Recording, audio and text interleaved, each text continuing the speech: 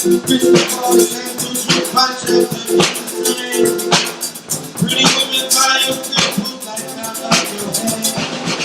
You say me some sign,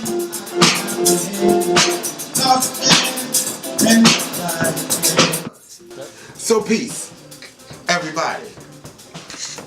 If you haven't joined us yet, please join us now. Please. This is why I meet my brother Rashad. Right. We're here from the JC Hang. It's such a pleasure to actually sit down and speak with my brother. So that's why you might have heard, I don't know if it's going to make the edit, but you might have heard us speaking candidly. Hope it does. Just about pronunciation. Well, I mean, hey, I hope the truth is in what it is. I don't mind, but like, you might have heard us speaking candidly about just regular pronunciation, and I like to speak that. That brother is a brother I would like to, because you are, one, the poet laureate. You manipulate words, you know what I mean? So, it's a valid conversation to have with a brother such as yourself. I feel that. You. Thank you, brother. Hey man, shit, I'm only observing what you did. I ain't giving you shit.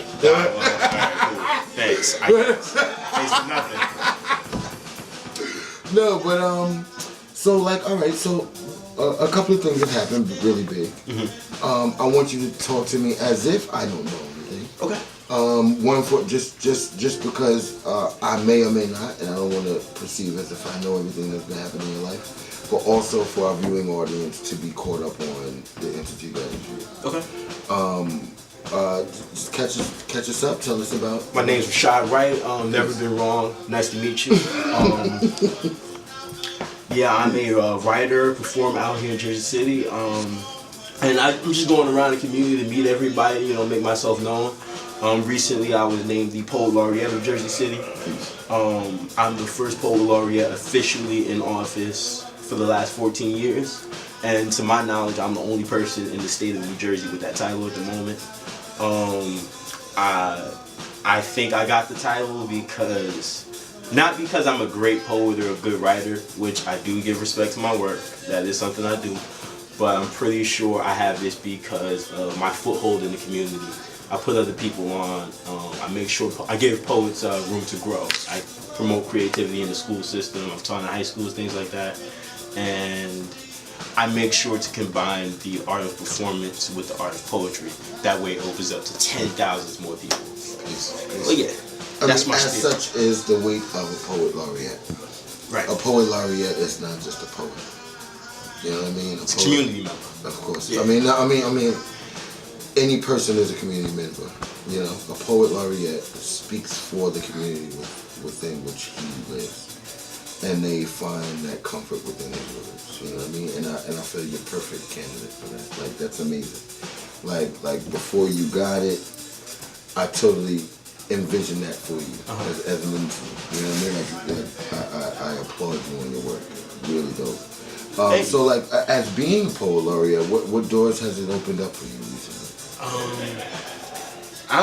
It's wild. It's hard to like put into concrete words. Peace. But since I've gotten the title, other poet laureates from across the country started hitting me up, like via Facebook, email, Instagram, and I've noticed my career is already taken off, just from the title. But the things that actually come from the title, I have a residency at a local art gallery called Man and Contemporary, and I now have a space where I can host events whenever I want. I can host writing workshops, and that really is just like literally that avenue that I've sort of always needed to like actually plan and do things for everyone as I always wanted to. To be proactively yourself. So like, can I provide perspective? Shoot.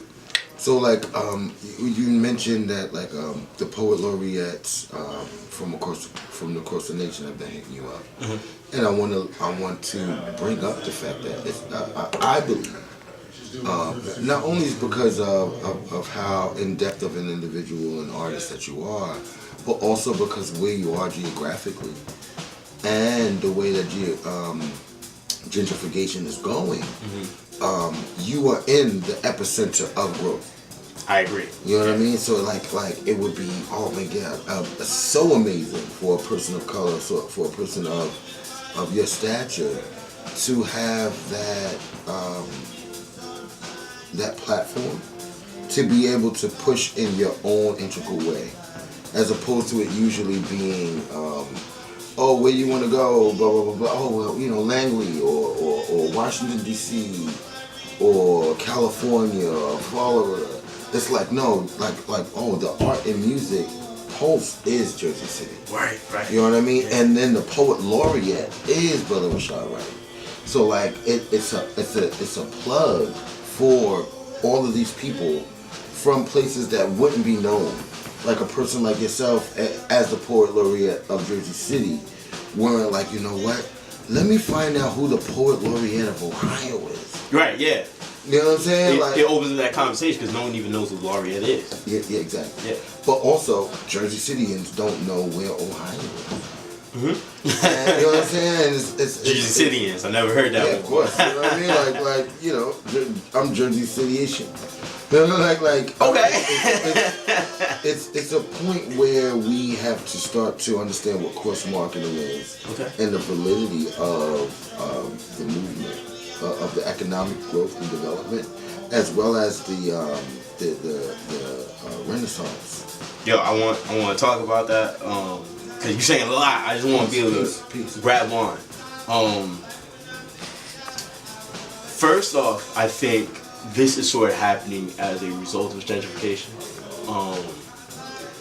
The arts programs has historically always been on the rise when someone was being forced out, because now there's new money in the city and there are a lot of people that have a voice and are looking for a stage, and now that stage is now there because of all this growth or money or economic outbursts in whatever community is affected. That's why the Black Arts Movement happened in the 70s. And I think arts in Jersey City is really about to be on the rise, but we have to see how gentrification is going to play out, because now we have an outlet, now we have a stage, now we have people that have the potential to be supported.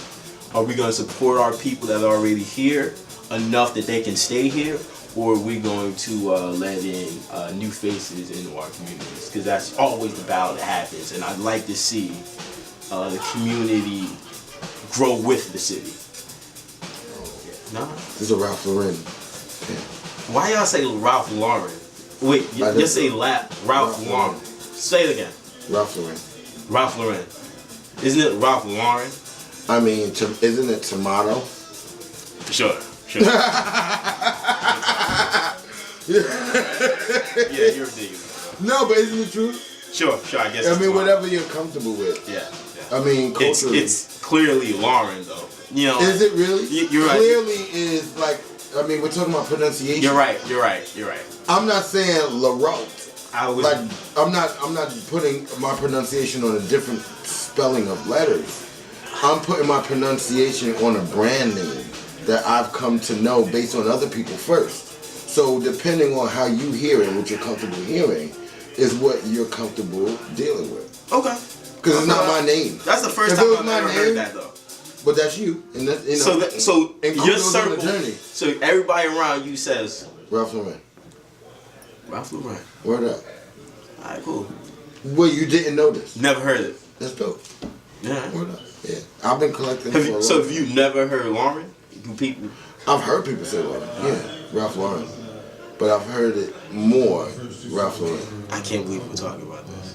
Why? It's my thing. You're right. I don't know if you noticed it, but I kind of have on all Ralph Lauren. You're right. You know, they're like, it's kind of my thing. Still, every time you say it, I stop for 1 second and process. But that's cool.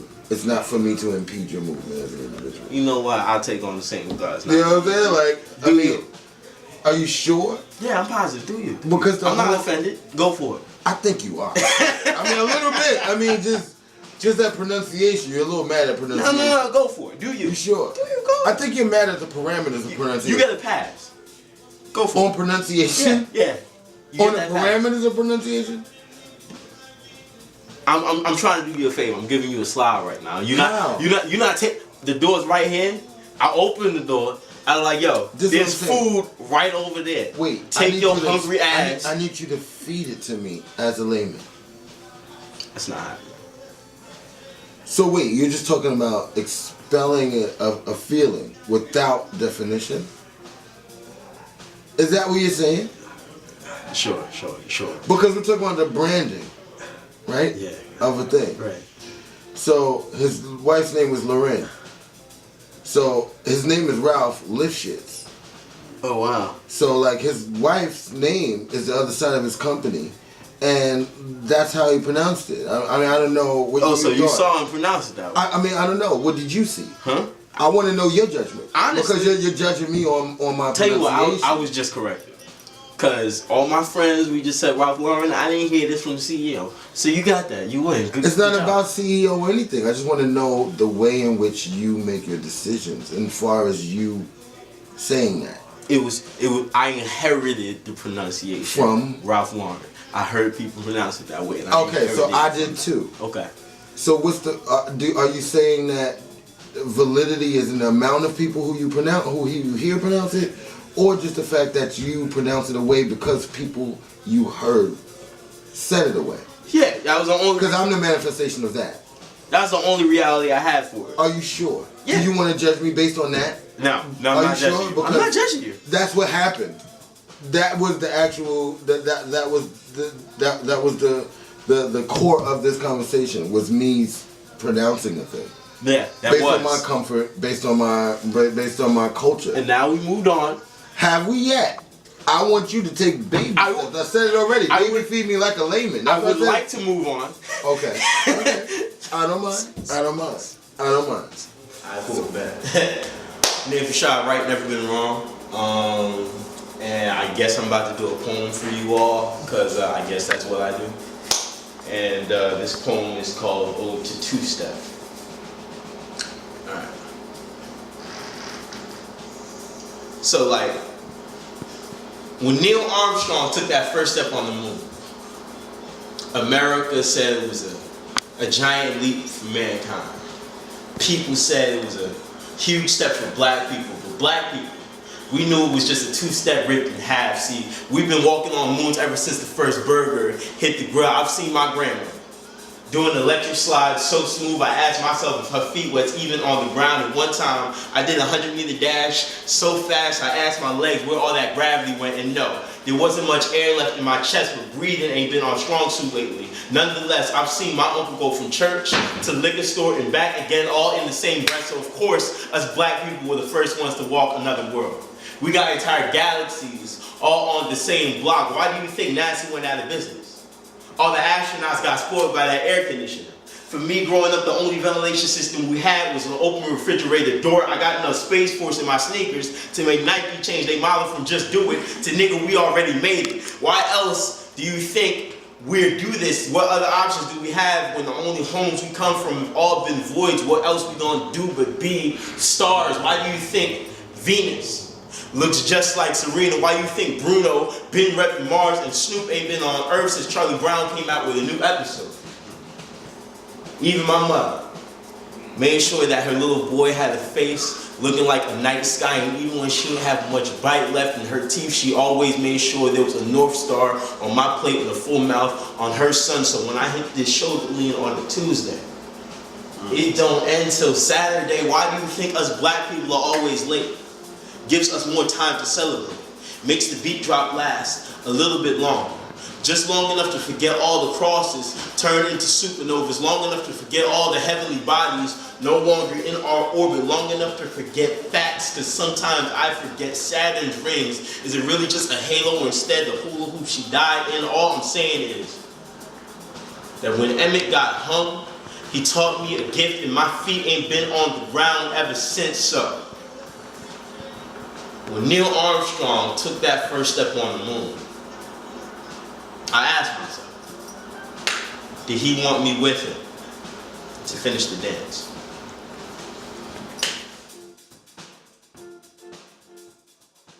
Pretty women buy your